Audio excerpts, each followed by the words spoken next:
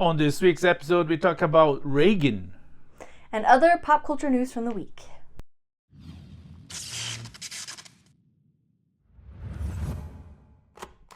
This week we saw a couple new things, new movies out, both on streaming and at the theaters. I mean, I guess one is on stream. Well, one is on streaming. The other one is home video that you can find at streaming services. Let's start with Reagan. Not autobiography. Film biography. There you go. Film biography? A biopic, you might say? Biopic. Yeah. By...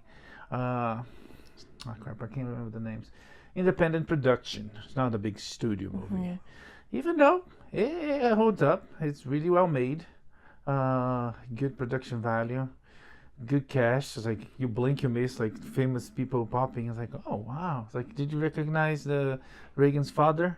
Mm-mm. Yeah, he did a lot of things in Hollywood. He was like, he made some bad choices. And by bad choices, I don't mean the regular Hollywood bad choices like sex, drugs, and rock and roll. I mean, rock and roll is not bad, but sex, drugs, and things beyond that realm that get really bad. His worst choice was to be on the the film Dragon Ball. Oh dear. Yeah, he's Goku. That's unfortunate. Reagan's father's Goku. It's all explained. Anyways, among other things. But back to Reagan, starring Dennis Quaid and John Voight. Mm-hmm. Is about, I guess it's a full biography, right? Since he was a kid until he dies. Yeah. Yeah. No, they cover the whole span. It's definitely hagiographic. They kind of gloss over some of the more unsavory aspects or the more controversial moments in his presidency. It's kind of like, yes, he was so great. He stood up to the Soviet Union and Iran-Contra and all this other great stuff. But they didn't lie about anything. He saves the world. I know. I'm just saying, as someone with a history degree, you just need to be aware of your sources, the tone, motives, whatever. This one is definitely it's definitely hagiographic. It's a very favorable, loving, adoring look at Ronald Reagan. But they didn't have to make up anything. They just kind of glossed over some of the rougher parts of his presidency, which it's a choice, and that's fine. Just be aware of that. True. Or maybe he was so good that, wow. What? It's impressive. The man won 49 states. And what's really impressive to me about that is that was his re-election. He'd been president for 4 years, and then he won 49 out of 50 states. So that really says something. Yeah, that's like on the books, right?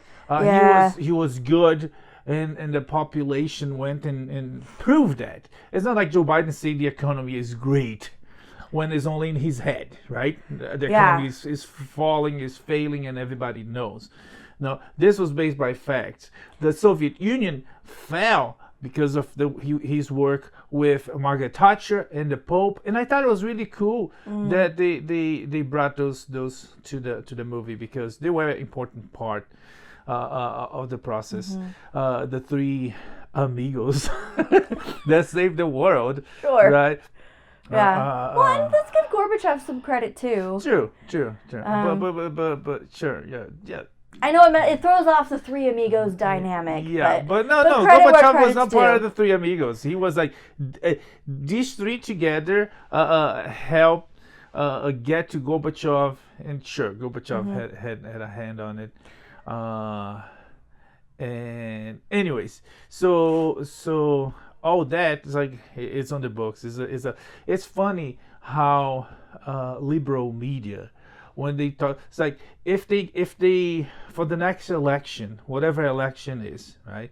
The party, the Republican Party, vote, assigns, pick Jesus Christ to be the next candidate. I mean, my point is extreme because they are extreme.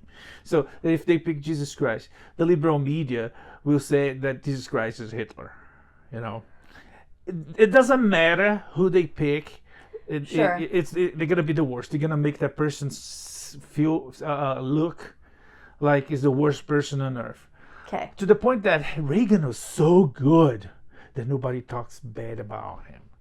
Nobody in the liberal media, they still talk about him with the minimum respect. They're not gonna call him Hitler. Different media because I don't know if anybody calls him Hitler, but like there are definitely wide circles where he is deeply unpopular. Sure, but in general, they would not go that way.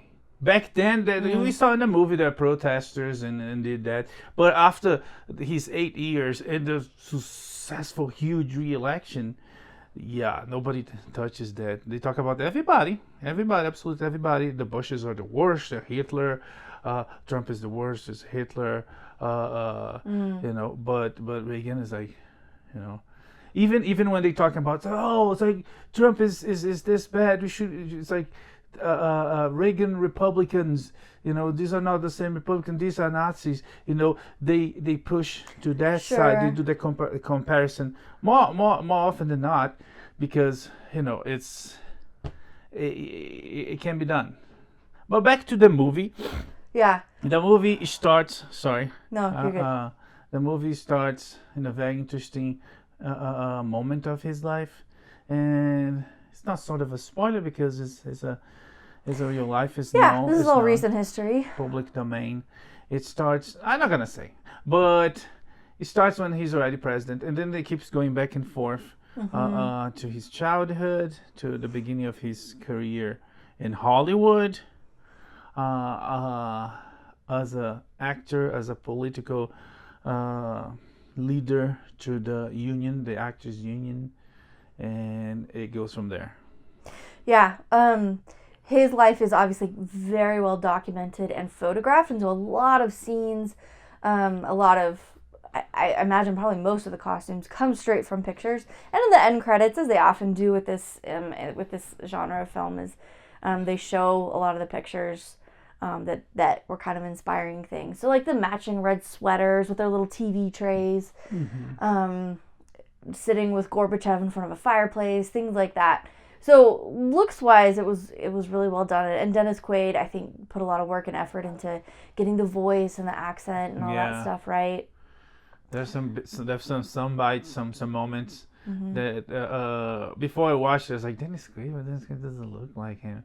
But there's some sound bites, some clips, some moments of the movie that you kind of see it. He sounds like him and even looks like him.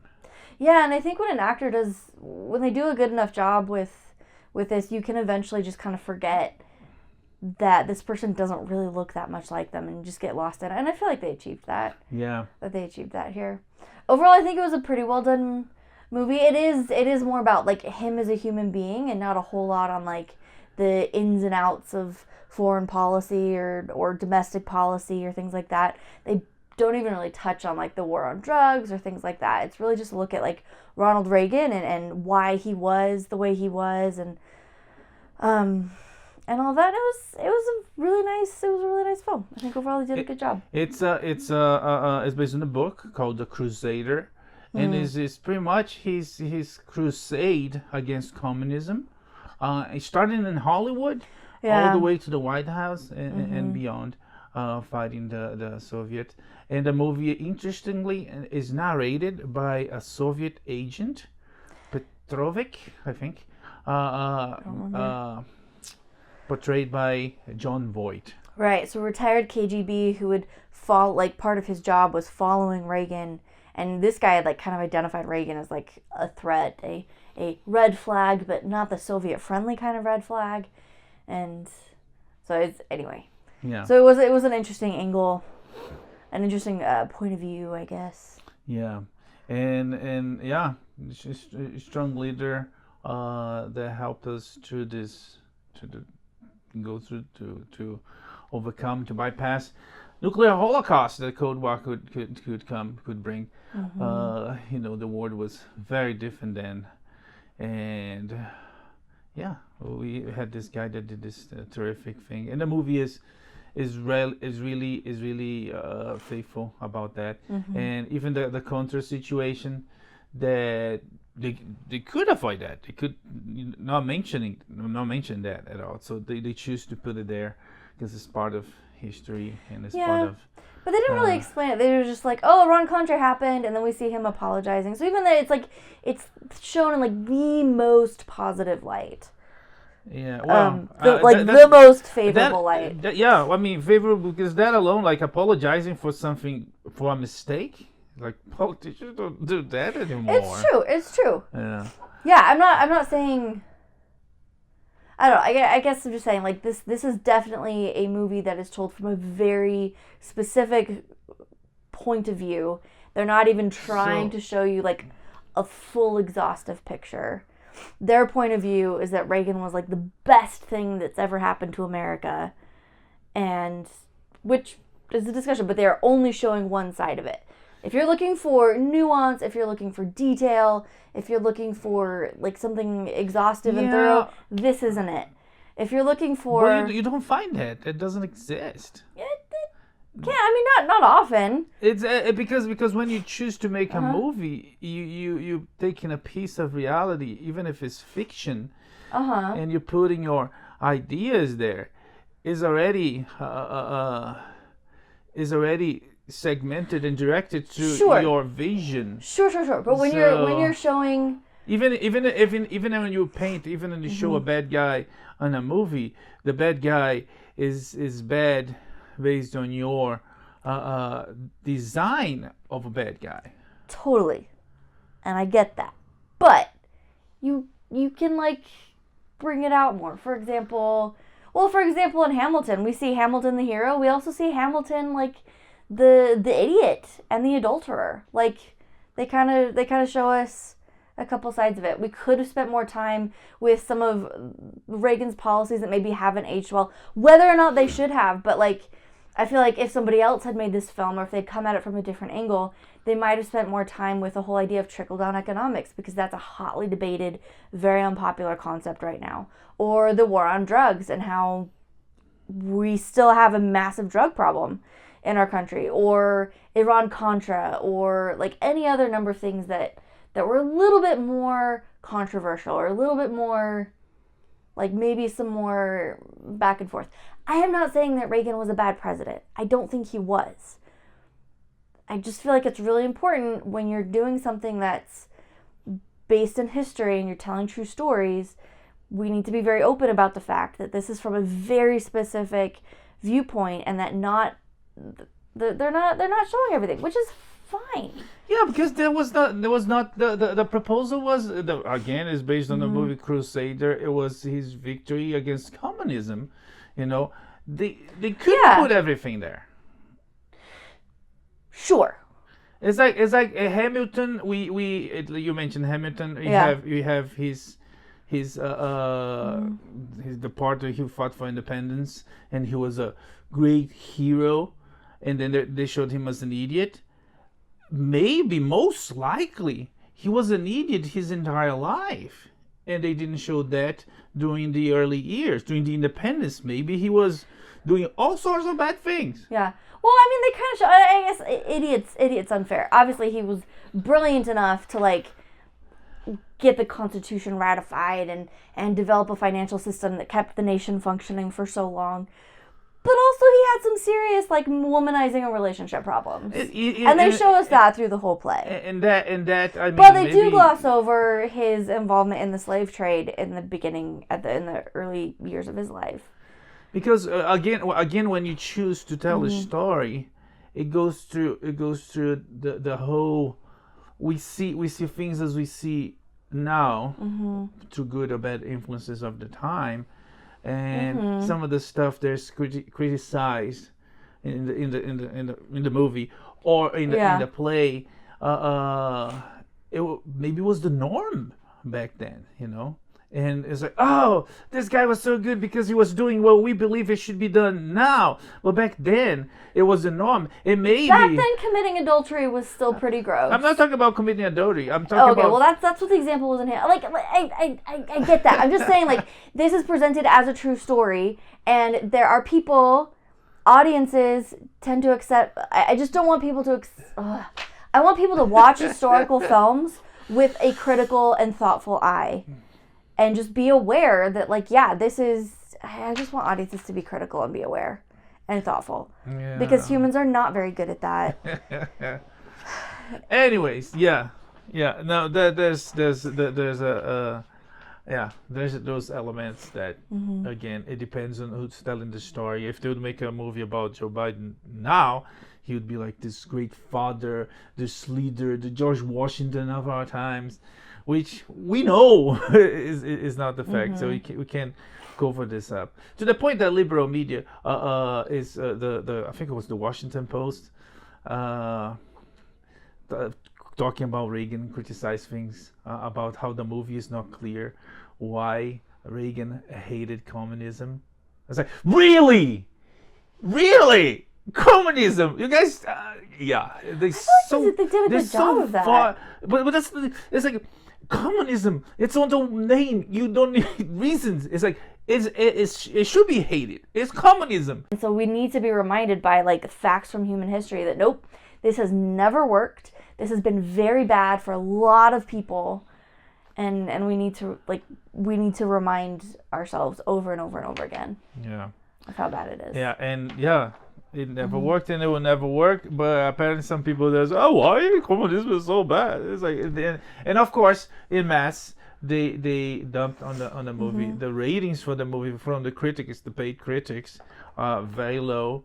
In the position of the audiences that is really high, is 98%. This is entirely predictable, though, because film critics aren't the type of people to be gung-ho about Reagan. Which shows... And the type of people who are going to go see this movie are going to be gung-ho about Ronald Reagan. Like, and of course the critics are paid, and their masters determine what they say. And then we see that with like every single new movie that comes, there are a big disparity of the audiences that go see the movie. Because they want to see the movie, they pay, so they have a minimum. They putting a minimum effort to see the movie, so they will judge with the eyes of a consumer, and that balance more, that shows more, shows better what the movie is than a critic that's paid. Even though I don't know, maybe sort of forced to see a movie that he or she doesn't want to see, and it already goes towards the movie with a heart not invested, to the point that Rotten Tomatoes, I don't know if you talked about that, Rotten Tomatoes is changing, is revamping their whole system of how they grade the movies. Ironically, they tried to do that, but sort of to protect critics, because they didn't change anything on the critics side. They changed it on the audience side. So films and shows that the audience love or hate, they wanted to approximate that from the critics, which is like, no, that's not the point. If anything, you should either my personal opinion is like put it together, add it up. If the audience is make one number, because you're giving more value to critics that, again, I worked with critics that say, hey, can you watch this movie and tell me about it? I was like, wait, I'm less qualified than you. But anyways, moving on. Okay. So Reagan, it's available on theaters everywhere. I mean, selected. No, I forget theaters everywhere. Yeah, I had a easier time to find screenings of that than other independent movies. We're starting Dennis Quaid. You should go see it. It's fun. There's a lot. We didn't even talk, but there's this whole thing with wives. He was married to the actress, I can't remember her name, and then he was married to Nancy, and there's this whole love story that parallels this whole thing. Their love story is very well known. In fact, someone published I think she did publish the letters they wrote between them. Their love story is letters during the war. No, they didn't get married until well after the war. Well, the Cold War. Oh, right. Cold War letters. It's a good name for a book. Okay. Beetlejuice. Wait, I want to say it twice. Yeah. Oh, good. Stop there, man. Yeah. Because I love Michael Keaton, but not that much. Also came out this week the sequel for the original. I cannot say it. You can't say the name again. But another good old man from our past that fought for. Was he a good old man? He was an old man. Directed by Tim Burton again, starring Michael Keaton with Winona Ryder's back. Catherine Ohara is back as well. This time Justin Theroux and Ortega. Jenna Ortega. Joined the fray. Joined them. So happily surprised right at the beginning. I didn't know he was part of the movie. Danny DeVito is there too. Yep. And Willem Dafoe. And Monica Bellucci. Monica Bellucci, of course, the first lady. I mean, she married. I mean, they are what Hollywood call partners. With Tim Burton. Yeah. Very, very Tim Burton. It sticks to the formula. I think. I don't know if it was someone else or if it was. It could like, well, let's vampire up this thing or this thing, right? But no, it sticks to the formula almost to the letter. Including things, which was the demand on contract, including things, the amount of time that Michael Keaton, Beetlejuice, appears on screen. What have you done? Oh no! Oh no! The screen's gonna open. Yeah. Anyways, very fun. Yeah. Very bizarre, but the first one is. Yeah, it sticks with it. It's got the same vibe. I feel like if you like the first one, you're gonna like this one. Yes. It's bringing a lot of the same stuff. Yeah. Like a lot of the appealing things about the first one, which is not to say, like when he says they repeat the same formula, this is not to say that this is the same storyline. No. Just slightly reframed or like with different names, No. like The Force Awakens or something. We're like, no, that was episode 4. Yeah. No. This is. The story moves on. Yeah. But it has very similar elements to the first one, and it works. Yeah, I was delighted by it. It was very funny. They don't expand much, so they stick to they stay on the same level. We learn a little bit about this character or this character, but the universe doesn't expand much. So he stayed where he was. Yeah. As writing. And it works. Yeah, it was very successful. I particularly enjoyed the preponderance, the plethora of practical effects. I love practical effects.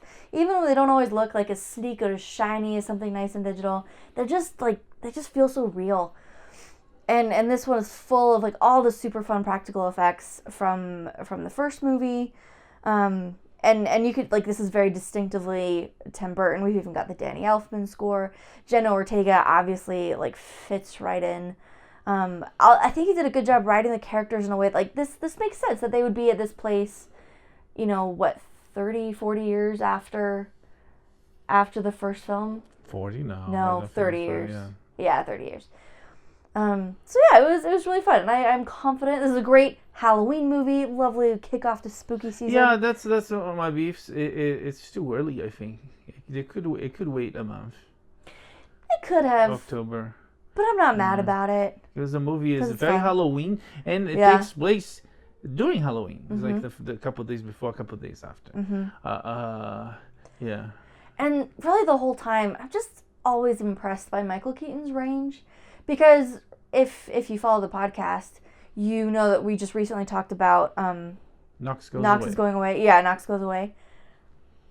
Same guy. Yeah. And like he wrote that and directed it and started it. And here he is doing this movie with the same like quality performance. They could not be more different. Like, man, Michael Keaton. What a guy. What an actor. So yeah, this was very fun and funny and sweet. Everybody was great. Checked all the boxes. And when you see a trailer for a movie, a good trailer that doesn't tell you everything, right?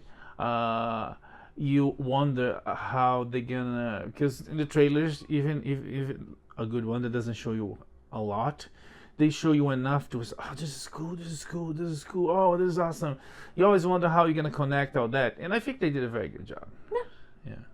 Yeah, it was nice. So definitely check it out. Is it PG-13? Short and simple story, just like the first one. Yeah. Right? It doesn't expand. It doesn't drag. The story moves on, keeps going, but it doesn't extend like to, I don't know, sake of the universe or anything. It's that family issue, and they solve together, or more or less. Yep. I think it is PG-13. To the fact that there's an F-bomb that they blipped. Yeah, which it was very funny. Because they literally blipped. It was very funny. There's another word where Catherine O'Hara almost, but then she turns it into another word. Oh, yeah. She's just like, oh, fell.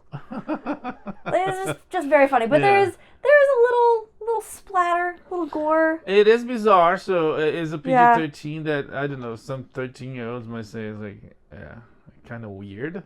But... it's watchable for PG-13s. 13s, PG-13s. There's no such a thing as PG-13s. No, I don't think there are any PG-13 people. But so anyway, check that out. It's in theaters. It was fun. What else have we watched? We watched the final chapter of the animated trilogy by DC Animation, Crisis on Infinite Earths, Part 3. Justice League Crisis on Infinite Earths, Part 3.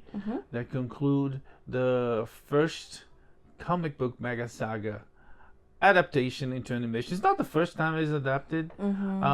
This one they expand this in, like, they have a lot more characters, because with animation is you can do that. It's sort of easier. And they also split it up over 3 like feature length movies. Yeah. Which looking back to the previous ones, I feel like there's a problem with the adaptation, especially these days, that they will change things according to the current view of the world. And of course, as artists, if you hire someone to adapt something and is not the person involved on first place, the creator, or if you're not paying much, because again, you could get the creator involved, pay him or her so much money. And I was like, if you change this character from this to this, I was like, sure. It happens. We heard of cases that happen. Yeah. But if you hired someone to adapt and give them the liberty to change, if it's not put it clear, if it's not a fan, it might change things in a different direction, right?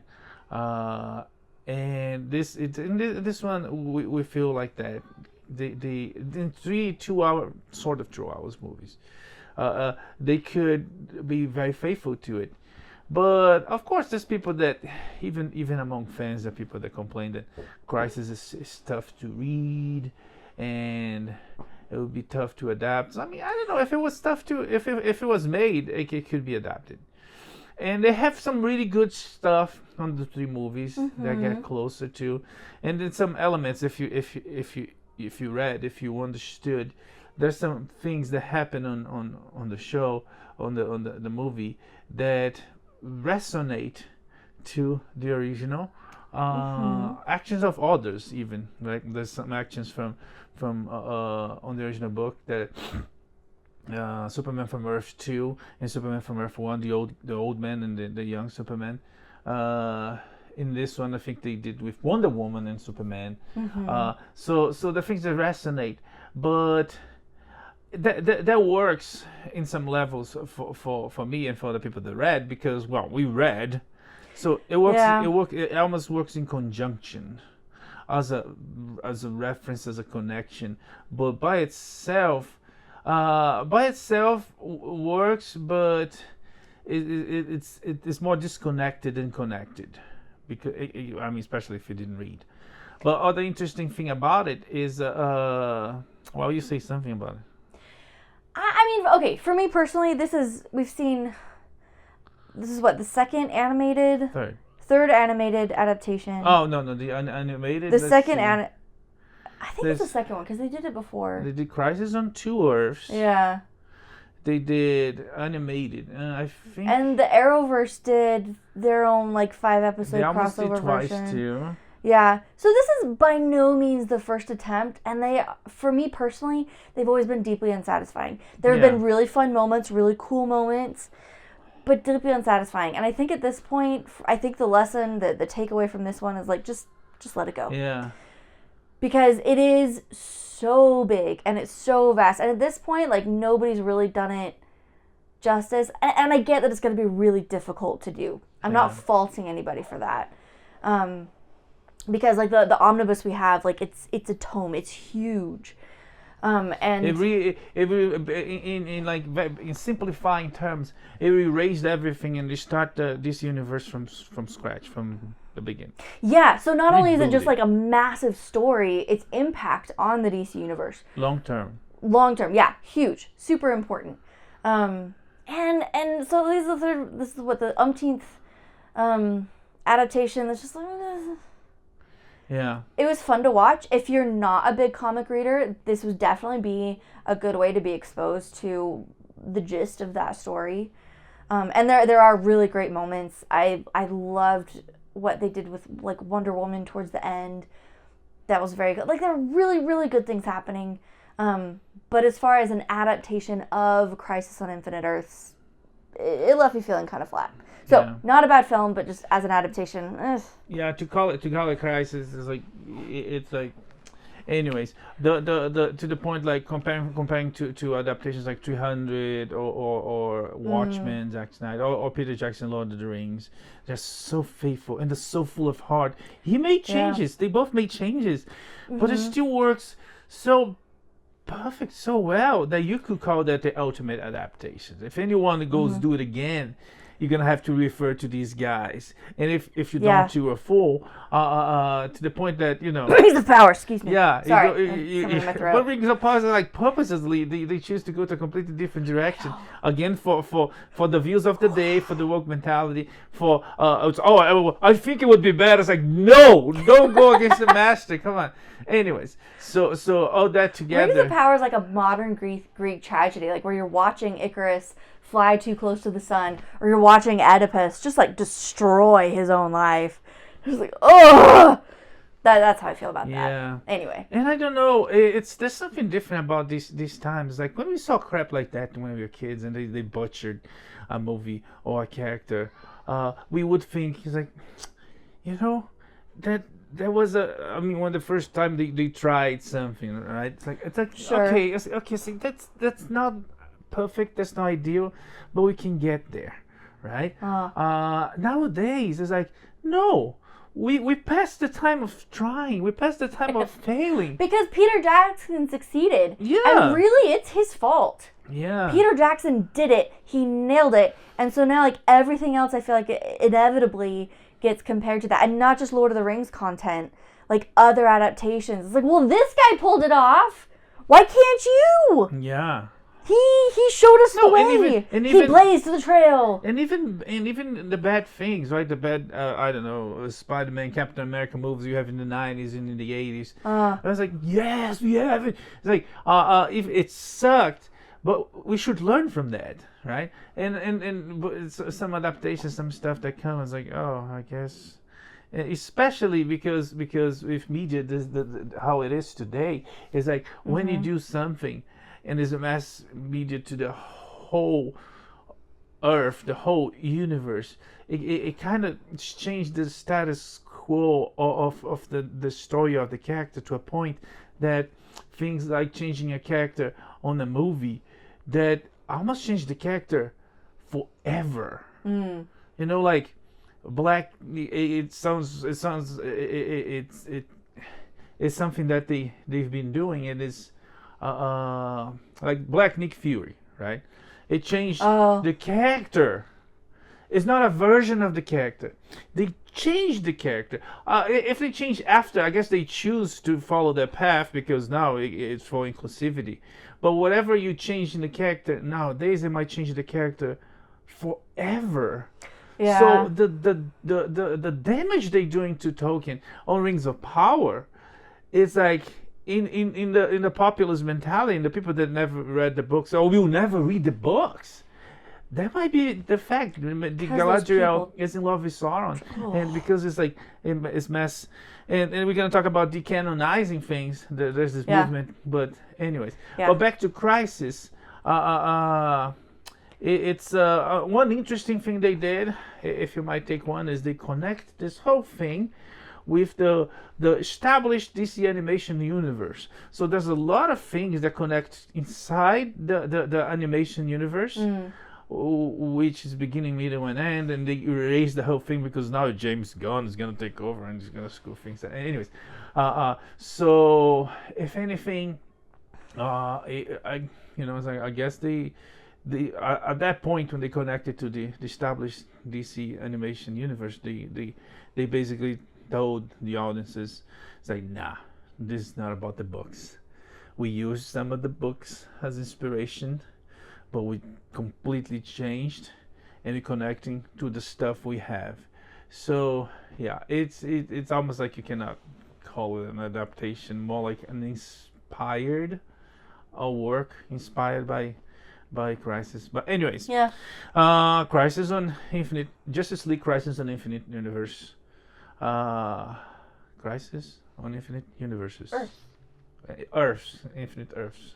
Oh my gosh, it's so messed up that I messed up the name. Is available on home video, 4K, Blu-rays, streaming everywhere. To the matter of fact that some of the disc versions came with audio problems, and Warner Brothers had to deal with it. If you buy it on Amazon, you probably received an email saying, "Oh, if you have a problem, don't talk to us, talk to Warner Brothers," and they gave the Warner Brothers.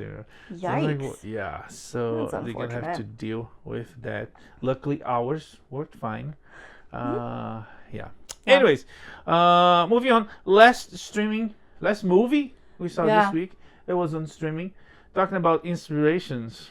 We saw a movie called Union. I would say we have seen this movie before, just not with this particular cast. It was fun. I really enjoyed it. Yeah. I wouldn't mind a sequel, and they definitely set us up for one. We've got J.K. Simmons, Halle Berry, Mark Wahlberg. Fun people, talented people. Spy heist gone wrong, trying to save the world, but who can we even trust? I don't know. Gallivanting around Europe. We've seen this movie before, but I really liked it. It was a good set of characters. They work well together. I don't know if they work well. I mean, they work well. I don't know if like the whole romance, chemistry. Don't think so. Sure, but like I wasn't mad about it. I mean, no, it was not bad. Yeah, it was not James Franco and Hathaway at the Oscars. It was just. Or who was it? What was the movie? There's one with Dwayne Johnson. And I can't remember if it's Emily Blunt or Gal Gadot. Dwayne Johnson has no chemistry with his leading ladies. I cannot believe even for a second that he's even trying to pretend to be interested in them. And even when they're completely beautiful. I love this giant. Right, and he's just this one, okay, an effort was made. I can see it.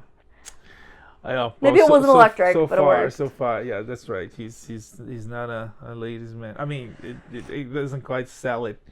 And this one, I think it didn't sell it. It wasn't bad. It wasn't as bad, but anyways, the Union. Interesting concepts. There's things that I was there's a lot of Mission Impossible. Several times. So yeah, almost you could describe them not both. Bad. It's not bad. Mission by all means, Mission Impossible 1 or Mission Impossible with Tom Cruise is still spectacular. It only proves that this generation watched that, learned, and is doing something similar. So good thing. Yeah. So like I said, we've seen this movie before, but not with this particular cast. Mark Wahlberg, Halle Berry. What's the guy's name? The big guy. J.K. Simmons. J.K. Simmons. And Luke Cage, which is a character. That's not his name, but I know, but I don't know the actor's name. Yeah. And several other talented people. It's fun. It's available on Netflix. You should go see it. Yeah. Last thing we saw was a competition. It was a live event on Netflix. The biggest sport event of the season, if not the year. Oh my gosh. It was horrifying. It was a humiliation for the human race, I feel like. Competitive eating, so it's chestnut versus Kobayashi. Unfinished beef. Yes. And like, if you live in a cave and you don't know this great sport, it's all about competitive eating. Yeah. Hot dogs. And records were broken. And records that should not be broken. This should not be a thing. And like, if you don't believe that, you should watch that, and then you'll be like, no, so an antiquated mind. This is wrong. That's what people said 100 years ago when women want to play basketball. You know? Is it? Yeah. Is it? No, Yeah. this is something that would fit in. Like, this is something that would fit in with like the Roman Empire right before they fell. So these like grown men who built careers out of eating obscene amounts of food in such a short amount of time. Like the one guy's like, yeah, I gotta train my jaw, and the guy's like, do this stuff to my stomach, and like, oh, it's so wrong. The apex of human ability. 80 hot dogs in 10 minutes? You shouldn't eat 80 hot dogs in 10 days. He did 80? He did 80. It was the ballpark, yeah. Like, It was a fun live event on Netflix. Okay. Rob Riggle was Rob Riggle was very fun. Was the host. Yes, he should host more things. I can't remember the name of the girl, but she's the WWE, one of the divas. Yeah. She should host more things. Olympians participate there because, you know, what are Olympians compared to these great humans that do this thing? So they went there to pay homage to the greatest. WWE stars were there as well. Yeah. And a nice live sport event. Netflix is investing in live events soon. Will come the postponed Tyson versus Logan. Oh. It's Logan, right? It's Paul Logan? Paul. No. Paul is the last name, isn't it? Logan Paul. Yeah. Right? Jake Paul. It's Jake. They're Jake? brothers. Yeah, Jake. Yeah, it's coming. I really want to see Mike Tyson just slug that guy. Yeah, but I guess it's a loose. I keep saying, people say no, blah blah. People defend both sides, but I keep saying it's a loose scenario for the kid, because if he beats Mike Tyson, he's beating an old man. Yeah. And if he gets beaten by Mike Tyson, he's being beaten by an old man. Yeah, it's not. He's really just coming off as a very obnoxious little. No. Anyways, moving on. There. Let's go to the news because we have like 2 minutes left. Yeah. Okay, Deadpool and Wolverine has broken $1 billion. Oh, let me try that again. Deadpool and Wolverine broke the $1 billion threshold at the global box office. They obliterated Blink Twice and The Crow. Yeah, they literally they were like on the top every week. They were on first, and then there was a moment that they lost. Ironically, to Ryan Reynolds' wife, her movie. Oh, sure. They went on second, and then the next week, Blink Twice and The Crow premiered, but Deadpool was the first, so it put them down. Yeah. And I think that's so much more telling than like a first weekend. Like a first weekend is nice, but for a movie to still be this successful after several weeks, this means that this is a good movie. Oh, it's rare. I mean, not to stay on the top, but to go down and then coming back. Yeah, that's rare. I don't know if that's a good thing or a bad thing. It might be a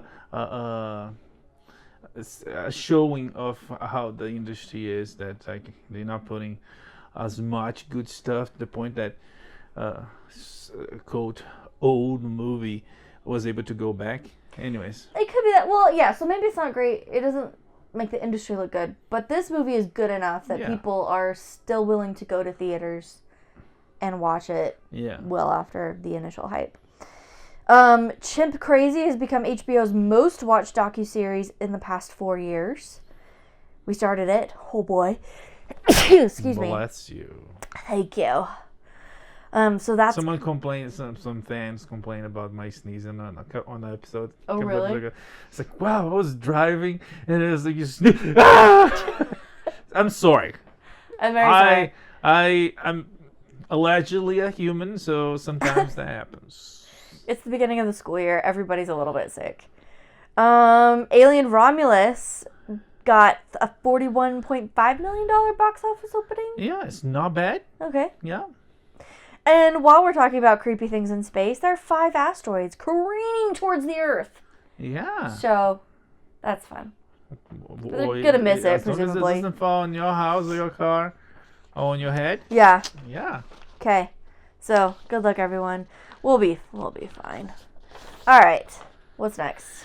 Okay, Paramount's television studios to shut down due to significant changes in TV marketplace. And again, this is only a drop in the ocean because we're gonna see a lot more changes. Streaming is like, people. There's a lot of people that only watch streaming, not only for the entertainment but for the news, for live events. So the industry will rearrange around that whole changes. They're here and they're coming. Yeah.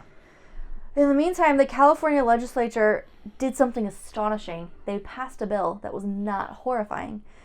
The bill requires consent for AI replicas of dead actors. Yeah. It's I don't know. I mean, it's a way to, I guess, make money. I mean, it's to stop abuses. Yeah. Because there's this famous, someone put Ryan, I forgot the name of the idiot, Ryan from The Office picture on a public domain website, and then he popped in several products around the world, like shaving products and coffee. Oh, There's this picture there. Yeah. I guess this is to avoid that kind of abuse, because I think George Lucas, years ago, before AI was even a thing in public domain, he bought image rights from Hollywood stars. Which maybe that could tell that he was seeing ahead. He was seeing that he could use that to make movies, or he was counting that would get an extra value in the future.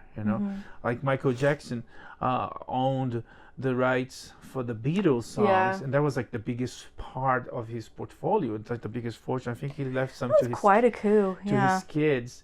It's something that that's gonna last forever. You're gonna live off the profits of that. So maybe it was that Lucas was doing with the image, or maybe he was planning on doing it. Who knows? But California established this law that you have to have consent, and I guess for consent, I'm probably gonna have to pay. Yeah, maybe the family, right? Presumably. Either way, it just seems like it's one of those things that should be common sense, like common decency. Yeah. To have consent before you use someone's image, dead or alive, but it's especially for AI. But anyway, we also started watching Only Murders in the Building season 4. So far, so good, and they have a season 5 renewal. Yeah. So this one is all about Hollywood. They're gonna make a movie about the podcast. Yeah. Very meta.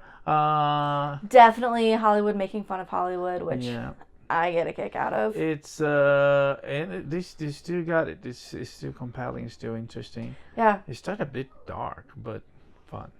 Yeah, and I really didn't think they could pull it off after season 1. I was like, okay, that's it. But so far they keep delivering. Ted Lasso might be coming back with a 4th season if they get Jason Sudeikis on board. They said they almost got him. They said they like working details, and they said it's almost there. We'll see. Which again, I thought it was over, and I thought it was a nice ending. That show needs to be over. It needs to be over. It was starting to go. Football is life. Well, sure, but the writing, it was starting to go downhill, and they had a good ending, and they just need to quit while they're ahead. We've got our Disney screwed up again section. We don't plan to have this section, but it happens a couple times a month, if not more often. Unless you live under a rock, you've probably heard about this, that a family was dining at a restaurant on a Disney property.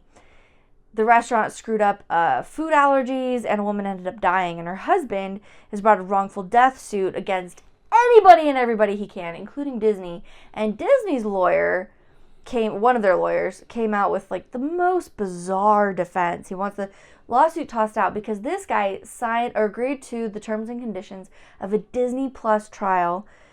And quite often with those terms and conditions is included a bit about not suing and agreeing to work out issues in like arbitration or mediation or something like that. And so this guy says that because this woman died at a Disney restaurant, and because this basically because this guy signed up for Disney Plus, he can't sue for a wrongful death. Such a evil thing to do. Come on. Yeah, it's not great. Although, the Deadpool at California Adventure or whatever has made jokes about it. Yeah. Which is peak Deadpool behavior, and I Sure. applaud that actor for that. But anyway.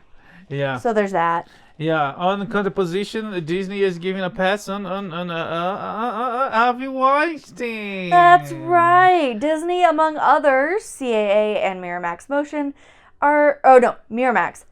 They are motioning to dismiss a Harvey Weinstein sex assault lawsuit, which is not a good look. Okay, so here's my note. So Concord, the game that took 8 years to make, cost $250 million. Was released August 23rd, and it's shutting down officially today, Friday. It's probably the most telling failure on the game industry. And they had it coming. It's extremely biased and woke in the worst ways possible. It was the Sweet Baby Inc. involvement. So they created characters that are purposely ugly and fat to preach. It was like the story is terrible. They made in ways there's like the market. The population, the consumers do not want, and they try to push it, and the movie industry is doing that, but we're fighting, but when you go to gamers, we fight harder. So that's why I failed. It's a telling. There's another game. What's it called? Burton.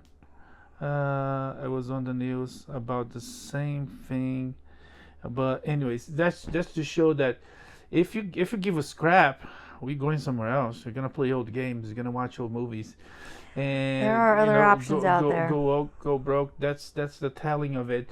That it's like 8 years, 250 million. It didn't last a month. It's gonna be shut down. It's being recalled. They're not gonna take the fields like Suicide Squad from Warner Brothers Studios. They took the loss, and they kept like insisting on it, and they give the opportunity to people to return the games. They still have servers working using the games. This one, no, they're gonna shut it down. They're gonna bring back everything back. And there's another stupidity among all the ideology on the game. Another stupidity is one of those games that you can only play online. Even on story mode, which like players hate that. Stop doing that. Give us good couch co-op instead of fully multiplayer. Anyways, so all that together, there's a big fail for the industry. It will be forgotten, but I hope they don't forget the mistake they made, because like the WB is laying off a lot of people. Rocksteady is laying off a lot of people because Suicide Squad is a big loss. Yeah. And about another one, there was like one that nobody ever asked for, nobody wanted it, is Star Wars: The Acolyte, and the audiences proved that on the lower ratings, on the reviews, and Disney sort of listened and canceled. Took a big hit. I think that one was 200+ million too. Probably. And so it was canceled. Not gonna get a season 2, and the audiences are going beyond and say that's not enough. There was atrocious. There was against canon. There was erase it, decanonize it. So there's a petition online to decanonize the Acolyte, and there's already dozens of like more than 20,000 signatures. That might not do anything, but that shows that the fans are invested. That's important for a lot of people, to the point that if you do well, you get those people for life. If you fail, you get an enemy for life. And it is possible to make really good EU content in the post-Disney era. Mandalorian Season 1, flawless. No complaints, so good, loved every second of it.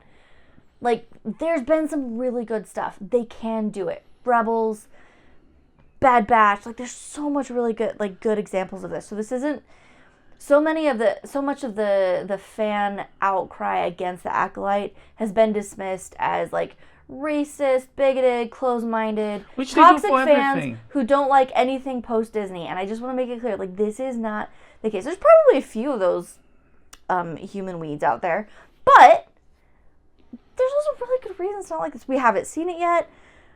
I'm very curious because I suspect there is a fair amount of, like, hype and anger that's just, like, kind of feeding on itself. But obviously this was not good enough.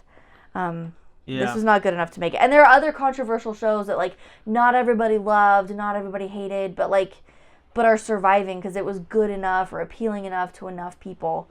Anyway. Yeah. They really missed the mark here. Yeah, it's this is a major problem with Disney and Star Wars and Marvel too. They in the video game industry, as we just talked, they've been hiring activists to create content. It's like, no, let the activists activate whatever they do. Content, right? People that do good content that people will like and people will buy, consume, and share. If you move to a different route, or do your stories with good metaphors, but I guess they're not smart enough for that, and that's the problem. But anyways, so if you want to join the masses and decanonize Acolyte to show Disney that they do have to switch, they do have to flip and back into the light side, forget the dark side, you can go to change.org. The petition is called Decanonize the Acolyte. Okay. But not all is doom and gloom. Probably one of the best decisions Disney has made is to become the distributor for Ludo's Bluey. And there are 7 new minisodes coming in October to Disney+. Minisodes, they're not episodes. Correct. I was about to ask. I thought it was over, right? No, I don't think Didn't so. they have like a final special episode or something No, like it was a big special, but it's not final. But it could be, but I don't think it is. I heard they're going on hiatus. There's no... Either way, this is the second batch of new minisodes that has come since the sign. Okay. So, anyways, last but not least, DC Comics, Warner Brothers. There's a whole another mess there. I'm not gonna talk much about the mess, but they are working on hiring someone to play Hal Jordan, the greatest. Well, technically not the first, but the greatest Green Lantern. He's the first human Green Lantern. No, technically there's Alan Scott. There was the that's Golden right, Age, JSA. but his ring was magic. Yeah. In Crisis, they actually retconned that, and he has a ring made of a meteor that falls on Earth, and then it was retconned. It was actually part of. Anyways, but the Silver Age, the greatest Green Lantern ever, Hal Jordan, gonna be part of the Green Lantern Corps show on HBO, and they are working on casting. Do we already have Gardner? We already have other Green Lanterns cast. They're working on Jon Stewart, which they said they want a young man that looks or can place 30-year-olds. I mean, not so young. But for Hal Jordan, there's no details on age. But Josh Brolin's name is being cogitated. And if he doesn't take it, they said maybe Matthew McConaughey, Ian McGregor, Chris Pine, or Timothy Oliphant. So, yeah. 40s, man? I think most of those guys are older than 40. Really? McGregor's older than 40? He's got to be at least in his 50s. It was okay. Anyways, so there's that. We don't know anything concrete yet. It sounds like Brolin. Because Hollywood doesn't have many actors because it was Thanos, Cable, and now Green Lantern. Yeah. I like Josh Brolin, but no. Yeah. Well, we'll see. He was a big name. He's speculated to be Batman on Batman. Also no. Batman vs Superman. Back when they made Batman vs Superman. People had their personal opinions as like Madman. What's his bucket? John Hamm. John Hamm was a good one, but it didn't happen. It went to Affleck, which was good. It worked. I remember that casting announcement. I was like, this is a terrible idea, but I really liked him. No, it worked really well. And people saying it's like he's more and more like Batman. It's like he's married with J-Lo failed. It's like he has to be alone in the dark. Anyways, that's it for this week. We'll come back next week. More pop culture news, entertainment. May the force be with you. Live long and prosper. Bye. Bye.